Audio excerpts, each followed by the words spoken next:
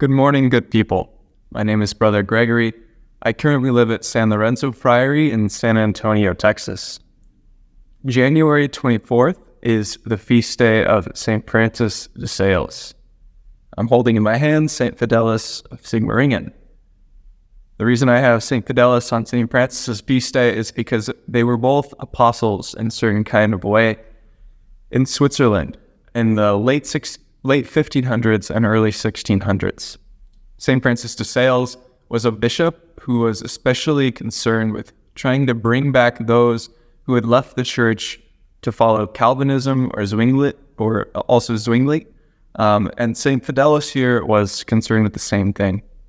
So St. Francis had a bishop's heart. At one time, he went door to door to over 60,000 people, and it's believed that 40,000 by the end of his trip, which lasted obviously for much more than just a day, 40,000 of those people returned to the Catholic faith.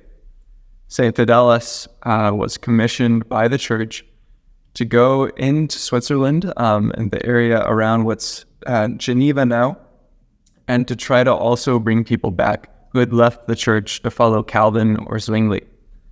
St. Fidelis ultimately ended up giving up his life. He was murdered by Calvinists during one of his preaching tours.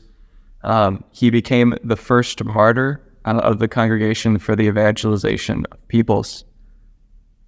It's a beautiful thing to realize that St. Francis de Sales, a bishop, St. Fidelis, a Capuchin, in many ways very different people, somehow still both worked together in the same time, in the same place, to try to bring people into the unity of the Catholic faith.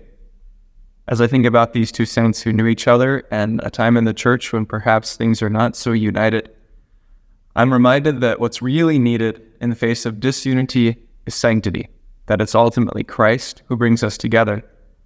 That even if, like Francis and Fidelis, we don't necessarily know that there's other people who are working zealously for the same goals as we are, if we trust in the Lord and continue to give ourselves, then the Lord will bring us together in our goals, which are ultimately to love and serve Jesus Christ.